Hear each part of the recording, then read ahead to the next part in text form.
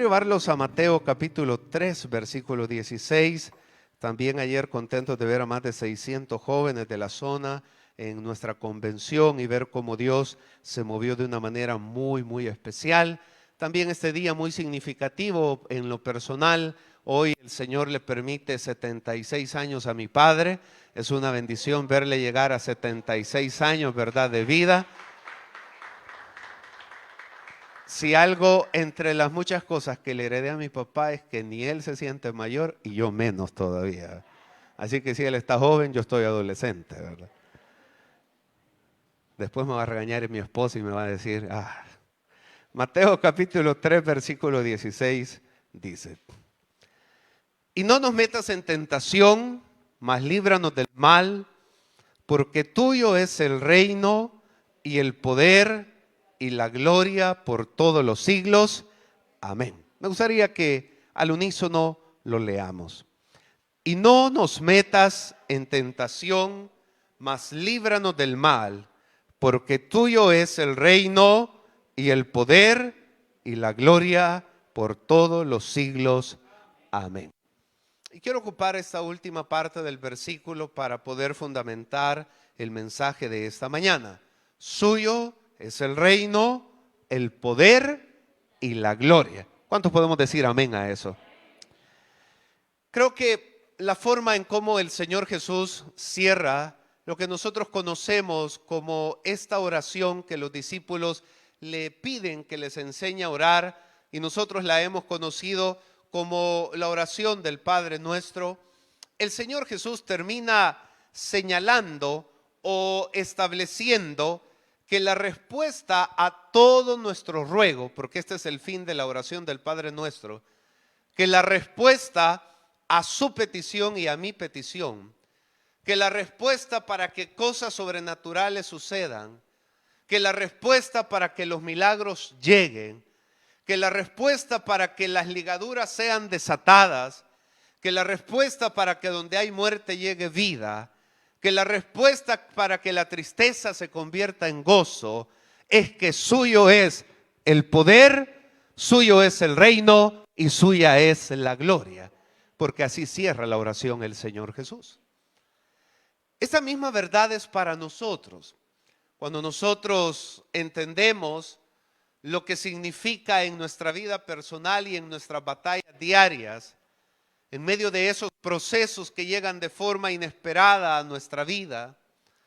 Últimamente, así como vemos la mano de Dios dando respuesta a muchos, también no somos ajenos a que algunas de las familias, quizás 6, 7 familias de nuestra congregación, les ha tocado también atravesar momentos que no esperaban, difíciles, recibir noticias que no esperaban y que les cambia la vida de una manera radical. Pero seguimos orando, creyendo y confiando, esperando, intercediendo, rogando. Primero porque sabemos que no oramos solo por orar, sabemos que a través de la oración se mueve el mundo espiritual y la mano de Dios entra en escena. Pero también confiados que a quien le oramos es quien tiene la autoridad para hacer algo, que a quien le pedimos es quien tiene todo el poder para hacer lo que usted y yo no podemos hacer. Por eso el Señor Jesús, cuando está terminando de enseñarle a sus discípulos cómo orar, les da la garantía y les dice, y cito nuevamente textualmente como lo dice la versión de 1960, y no nos metas en tentación, mas líbranos del mal, porque tuyo es el reino y el poder y la gloria por todos los siglos. Amén. ¿Puede usted levantar su mano y decir junto conmigo: porque tuyo es el reino y el poder y la gloria por todos los siglos? De esto extraemos 3 ideas que esta mañana quiero dejar puntualmente en su corazón. Primero, necesitamos ver el reino de Dios. Usted y yo sabemos que el reino de Dios es invisible y lo que lo hace visible es la iglesia. El reino de Dios es invisible en cuanto al contexto, que todavía no es el momento, eso será en el milenio, pero mientras eso llega, es visible a través de la iglesia. El Señor Jesús predicando a todos los abatidos, a todos los que estaban enfermos, a todos los que estaban agobiados. Él decía, porque el Espíritu del Señor está sobre mí y me ha enviado, me ha ungido, y empezaba a declarar la obra que él había venido a hacer. Sin embargo, se establece que aquel que no nace de nuevo no puede ser testigo de ese reino. Aquel que no experimenta el nuevo nacimiento no puede ser o experimentar en toda su dimensión la grandeza del poder de Dios. Por eso, más adelante el Señor, no lo vamos a ver específicamente con el versículo, pero cuando Él se encuentra con Nicodemo, Nicodemo era un experto en la ley, podríamos decir que era un teólogo del siglo XXI con un PhD, un doctorado en divinidades, era un hombre que conocía de la Biblia, pero el Señor le dice, te es necesario nacer de nuevo, porque aquel que no ha nacido del agua y del Espíritu no puede comprender todas estas cosas. A veces a nosotros nos podrán llamar locos, dementes, sin estudio, y no porque no lo tengamos, sin preparación, porque creemos, y la gente muchas veces escéptica dice, mire, ese está esperando que Dios lo sane, que Dios lo provea, que Dios lo restaure, que Dios haga un milagro, pobrecito, inocente, así se va a quedar. Pero que hay una iglesia que ha sido testigo del poder de Dios sobre nuestras vidas, porque dice la palabra, suyo es el reino, el poder y la gloria. Como necesitamos conocer el reino, la iglesia debe de manifestar ese reino. Y como lo he dicho en otras ocasiones, no se trata que vamos a preparar pancartas, ¿verdad? Y quemar llantas e ir a hacer marchas, porque no es esa la manera en cómo se manifiesta el reino. Nosotros que somos ciudadanos de un reino diferente, que nuestro rey es el Señor Jesús, tenemos una forma diferente de cómo establecemos el reino aquí en la tierra. Nosotros establecemos el reino acá cuando proclamamos la verdad que cambia y transforma vidas. Nosotros proclamamos y establecemos el reino de Dios sobre la tierra cuando en el nombre de Él oramos y se cumple lo que dice el Señor también, que mayores cosas que las que Él hizo haríamos nosotros en su nombre. Y hoy, al llegar al año 2023, 19 de febrero del 2023, cada uno con los diferentes años de edad, mire por dónde ha pasado, mire todo lo que ha atravesado, mire todo lo que ha vivido, mire las circunstancias de desventaja sobre que ha enfrentado, mire los vaticinios en contra de que usted no iba a lograr nada. Y aquí estamos porque un día nacimos de nuevo y la gloria de Dios se mostró a nuestras vidas. La iglesia debe de manifestar ese reino de Dios. Nuestra asignación, como lo dice el Señor Jesús más adelante, también es buscar primeramente el reino de Dios y su justicia. Más adelante, en estos capítulos del Evangelio de Mateo, el Señor establece para nosotros cuando dice, mas buscad primeramente el reino de Dios y su justicia, y todas las demás cosas os serán añadidas. Repita conmigo, soy parte de un reino donde todo es posible. Dile que está a la par suya con fe, somos parte de un reino donde todo es posible. Yo creo que somos parte de un reino donde todo es posible, porque tenemos al Rey de Reyes y Señor de Señores, al Dios Todopoderoso. Eso nos hace ser parte de un reino donde podemos ver lo sobrenatural y anhelamos ver lo sobrenatural de Dios manifestado sobre nuestras vidas. Como lo decía en la introducción de este mensaje, cada uno de nosotros tenemos recuerdos que han marcado nuestra vida de lo que Dios hizo en un momento determinado. Y no es que Dios ya no siga haciendo nada más, sino que todos tenemos un momento que recordamos, que no podemos olvidar. He oído decenas de veces algunos testimonios que han llamado mi atención poderosamente. Uno de los que creo que recuerda acá la iglesia es lo relacionado a lo que ha contado hermana Juanita, relacionado con su hijo y cómo el Señor hizo una obra. Podemos ver a lo largo de toda la historia de 45 años que pronto cumplirá Iglesia Boquín, de cómo Dios ha hecho milagros. Muchos de ustedes oyeron muchas veces a hermano Beto contar lo que Dios había hecho en su vida. Muchos de ustedes han experimentado lo que Dios ha hecho en sus vidas. Muchas veces nosotros mismos, cuando hemos pasado esos desiertos, vamos a esos momentos para poder recordar que ese Dios que intervino hace 10, 20, 30, 40, 50 años sigue interviniendo, porque somos parte de un reino donde lo sobrenatural es una realidad, porque mayores cosas hemos de ver en el nombre del Señor Jesús. No olvidemos que el reino del que hablamos es un reino inconmovible. Repita conmigo, el reino de Dios es inconmovible. A lo largo de la historia, hablando de la historia más reciente, podemos hablar de un hombre que irrumpe allá en el siglo III antes de Cristo y que genera un cambio en toda la Europa conocida de esa época, encabezando los ejércitos de Grecia, y lo conocimos como Alejandro Magno. Sobre todo algunos de los jóvenes en historia habrán escuchado, leído o estudiado sobre Alejandro Magno. Prácticamente la historia dice que en 10 años conquistó lo que a muchos ejércitos les podía llevar más de 100 años conquistar.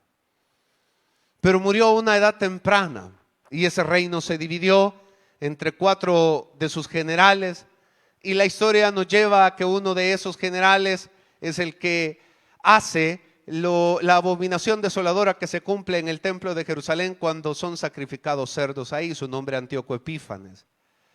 Luego aparecieron los Césares, y si usted alguna vez vio la película del Gladiador, ¿cuántos vieron alguna vez la película del Gladiador?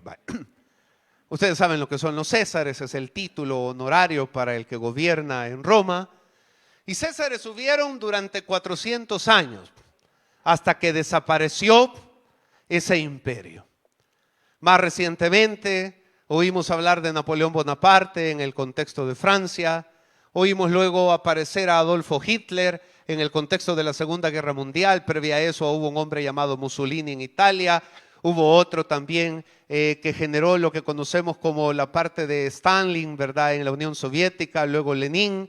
Y hemos visto a lo largo de toda la historia hombres y reinos que parecían indestructibles, pero todos han pasado. El único reino que sigue de pie es el reino de nuestro Dios, porque es un reino inconmovible. Eso quiere decir que no se mueve. Levante su mano y dígale: gracias, Señor, porque tu reino no se mueve. Esa es la garantía para nuestras vidas. Su reino permanece para siempre. Pero no solo no se mueve, este reino es inconmovible porque no cambia.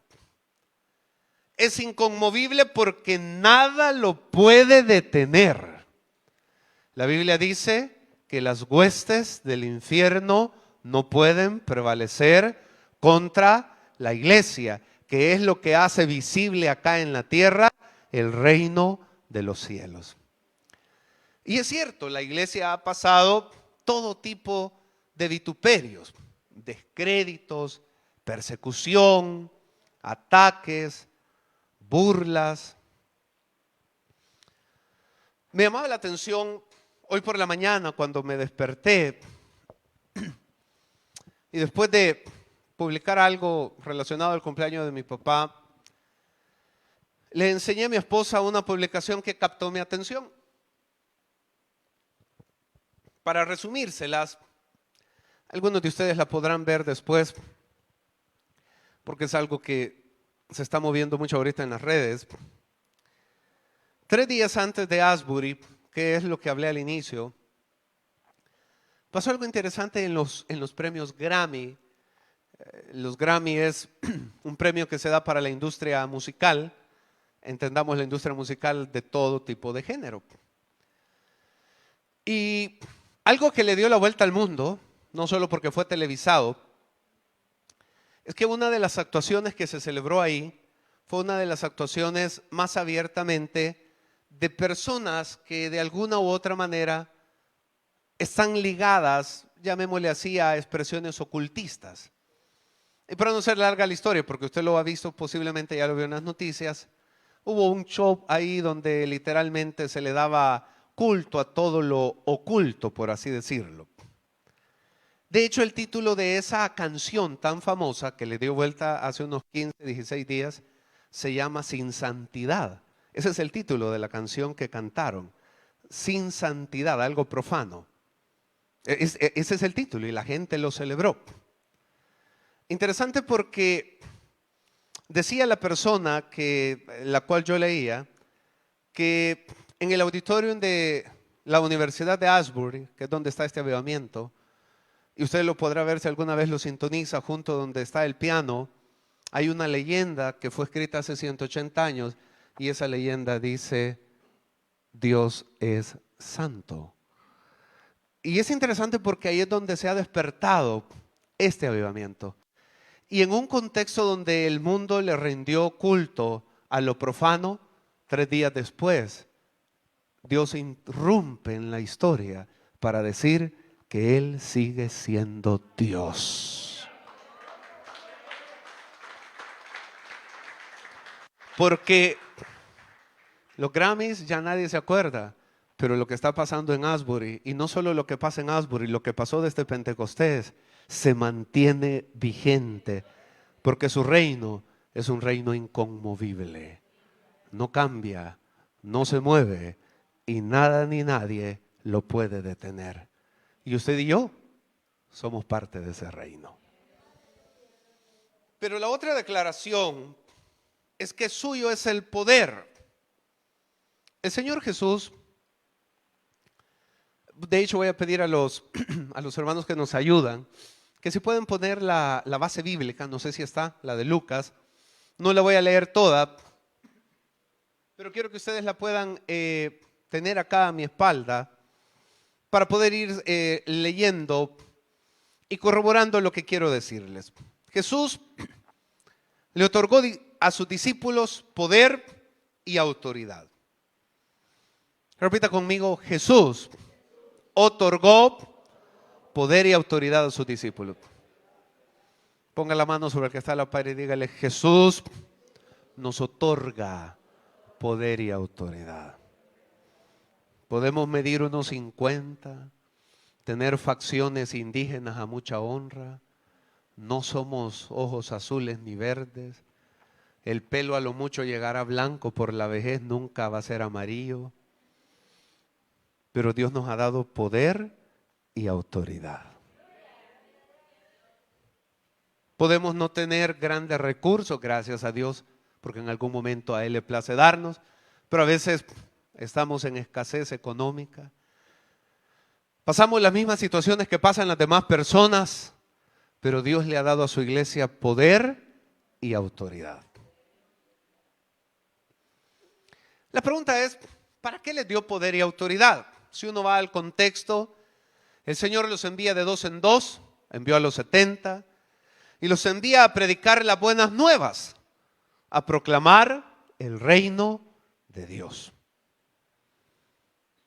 Pero toda esa obra faltaba que tuviera su máximo esplendor. Faltaba todavía la cruz del Calvario. Porque todavía había un enemigo que nadie había podido vencer. Cuando el Señor va a la cruz, pareciera ser que hay una derrota para el movimiento que se estaba levantando. Y cuando la gente ve al Señor expirar y decir consumado es, parecía ser que la película terminaba mal.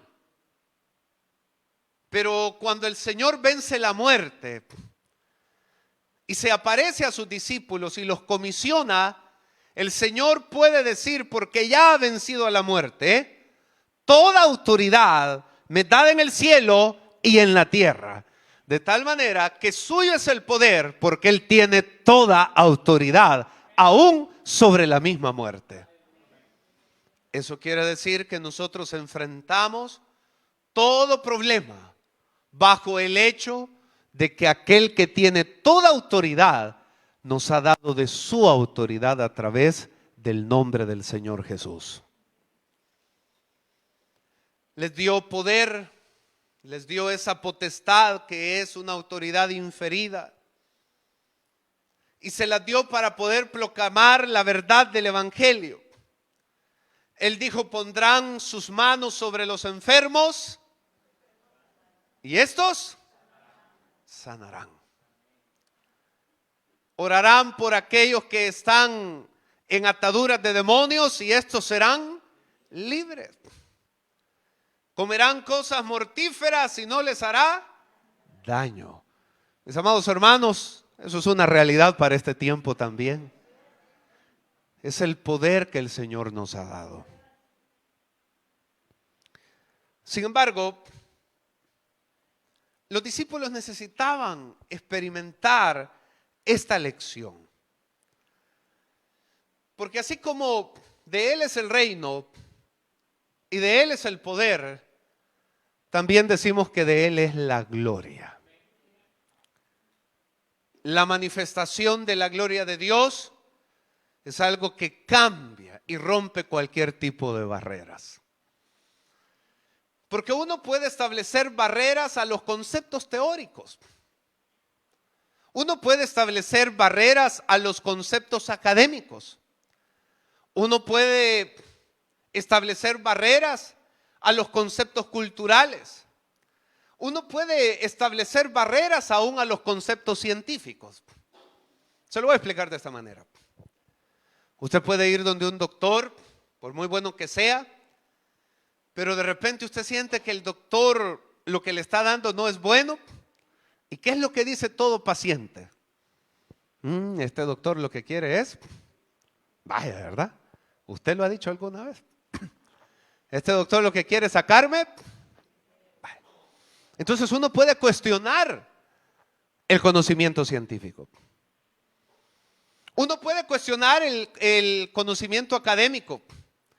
Y hay personas que cuando están pasando aquellas materias de matemática, estadística, filosofía y otras materias más, yo he oído mucha gente decir, ¿y esto de qué me va a servir? Yo no voy a comer de esto. Y entonces se puede cuestionar.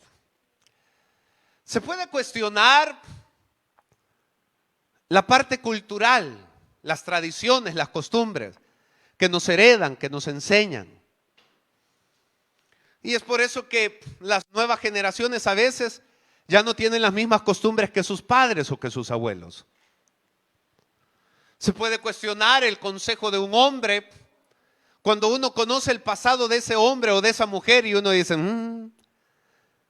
ese consejo que me está dando él lo hubiera puesto en práctica. Porque así somos los humanos, ¿sí o no? Escépticos por naturaleza. Pero ¿quién puede cuestionar cuando Dios ha hecho algo sobrenatural en nuestra vida? ¿Quién puede cuestionar cuando por usted nadie daba nada? La mano de Dios hizo un milagro en su vida. ¿Quién puede cuestionar? Yo puedo decir en mi caso que hace menos de 6 meses, cuando regresé al hospital de El Salvador, la jefe que me atendió, que ese día me la presentaron, me dice, don Joel, con usted estábamos probando, me dice, se lo voy a decir porque gracias a Dios está vivo, me dice, y mi esposa estaba conmigo. Y me dice, lo que hicimos con usted, al igual que todos los pacientes, me dice, no eran protocolos autorizados por el Ministerio de Salud. No hallábamos qué hacer. Y nos pusimos de acuerdo todos los médicos y dijimos, probemos con esto. Y esa ventilación invasiva, que se llama lo que a mí me pusieron, que la conozco como cánula de alto flujo, me dice, y funcionó, me dice, le funcionó a usted y le funcionó a los demás. Y yo puedo decir que en medio de todo eso, si bien es cierto, estuvo en la mano de un médico y hubo una asistencia científica médica, Si a mí me preguntan, nadie me va a poder hacer cambiar y cuestionar que ahí en ese lugar de tanta muerte, yo pude ver a un Dios que guardó mi vida, a un Dios que tocó mi vida, a un Dios que hizo un milagro. Porque puede ser cuestionado todo, menos lo que Dios ha hecho en su vida. Y estoy seguro que Dios ha hecho algo en su vida. Eso va más allá de cualquier concepto. Es lo que Él ha hecho. ¿Y quién puede cuestionar eso? ¿Cómo se puede explicar lo inexplicable? Entonces, los discípulos necesitaban ver la manifestación de la gloria de Dios. Y no lo señalemos porque así somos nosotros. Aunque usted y yo sabemos el Dios que tenemos, en nuestra fragilidad humana, a veces necesitamos ver otra vez más la gloria de Dios. No porque no la hayamos visto, yo estoy seguro que todos la hemos visto. Pero en nuestros desiertos, la fe parece que casi se ahoga y es necesario ver una vez más la manifestación de la gloria de Dios. Y más adelante, en estos versículos, se nos habla sobre un hecho bien interesante.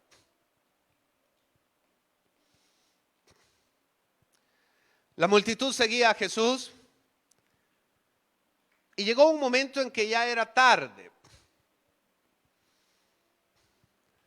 Uno de los discípulos le dice a Jesús, Señor, ya es tarde. Cuando a usted le dicen ya es tarde, ¿qué le están queriendo decir? Bien sabemos, ¿verdad? Cuando uno está de visita y ve que la visita empieza a hacerle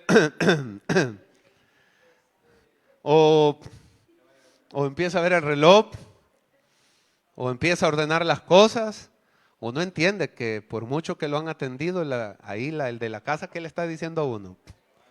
¿Verdad? Uno entiende.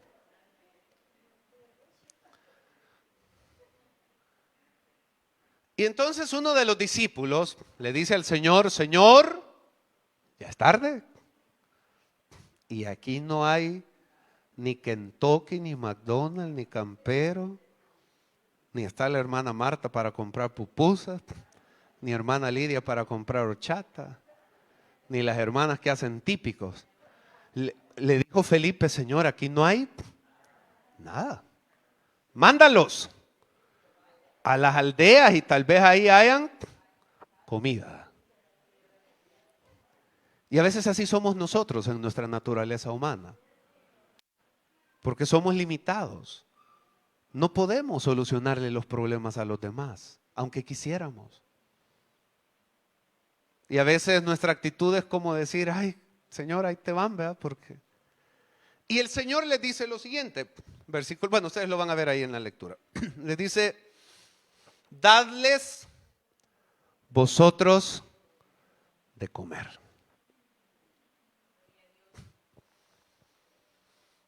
Y entonces uno de ellos, en otro de los evangelios, hace la cuenta y dice 200 denarios no alcanzarían para darle siquiera un trozo de pan a cada uno. Pero ellos necesitaban ver una manifestación de la gloria de Dios.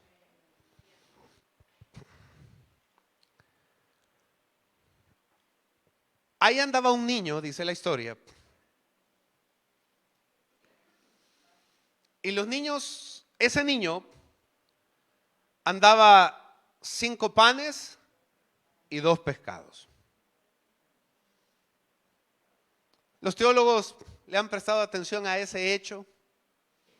Posiblemente sus papás le habían puesto algo de comer porque sabían que la travesía sería larga. Y no sé cómo hizo el discípulo, pero el discípulo vio que él andaba 5 panes y 2 peces. Y si usted sigue la historia, el discípulo agarra al niño y lo lleva donde Jesús y le dice, aquí hay 5 panes y 2 peces. ¿Pero qué es esto? Para darle de comer a esta multitud. Jesús les dice algo.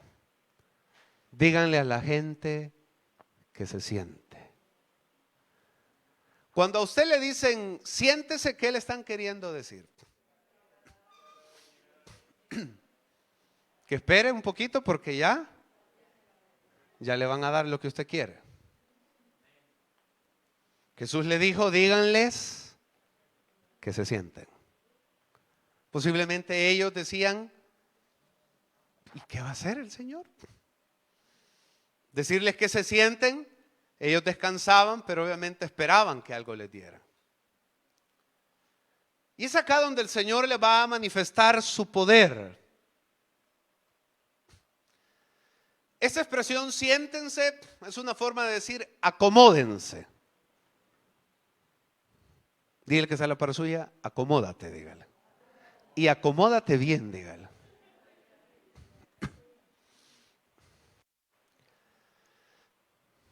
Y cuando se hubieron acomodado, usted sabe la historia, el Señor hace una oración y en esa oración Él bendice al Padre y dice, Señor, te damos gracias por lo que tú nos has dado. Y usted sabe el desenlace de ese milagro. Lo interesante de ese milagro, más allá de las personas alimentadas, es que dice que sobró. Y con eso llenaron, ¿qué llenaron? 12 cestas. Me interesó esto e investigué unos comentaristas. Y yo espero que a usted le llame la atención lo mismo. No andaban pescados, no andaban panes. ¿Qué andaban? ¿O usted cree que fueron a alguna aldea a traer esas 12 cestas? ¿Alguien andaba? ¿Pero cómo andaban las cestas? ¿Para qué las andaban? Investigando, o sea, por eso me llamó la atención. Porque dice que llenaron, la Biblia así dice literal, llenaron 12 cestas. Popularmente hemos oído, digo popularmente, que muchos dicen que el Señor le dio una a cada uno por incrédulos, ¿verdad? A sus 12 discípulos. Pero investigando, los teólogos no se ponen de acuerdo a quién le pertenecían. Pero esas cestas efectivamente se andan para poder recoger aquello que uno encuentra en el camino. Alguien por ahí lo dijo. Se fijó que hay gente que anda matatas o bolsitas. Y si le dan algo, y si le regalan algo, vaya.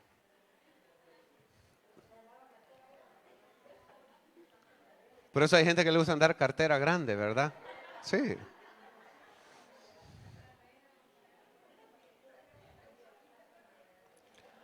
Pero eso quiere decir que esas 12 cestas vacías reflejan el anhelo de que un día vuelvan a estar llenas. Y el Señor llenó esas 12, aparte de la demás gente, llenó las cestas vacías. Una manifestación de la gloria de Dios. ¿Cuántos de nosotros hoy andamos una cesta vacía? Pero esa cesta vacía puede ser llena por la provisión de Dios a nuestras vidas. El Señor Jesús termina su oración que les enseña, la oración del Padre Nuestro, porque tuyo es el reino, tuyo es el poder y tuya es la gloria. ¿Podemos decir lo mismo nosotros esta mañana? Tuyo es el reino, tuyo es el poder y tuya es la gloria. Y dijimos que en este reino que es inconmovible, en este reino todo es posible. Porque el Señor Jesús dijo, al que cree, todo le es posible. ¿Puede usted estar de pie esta mañana?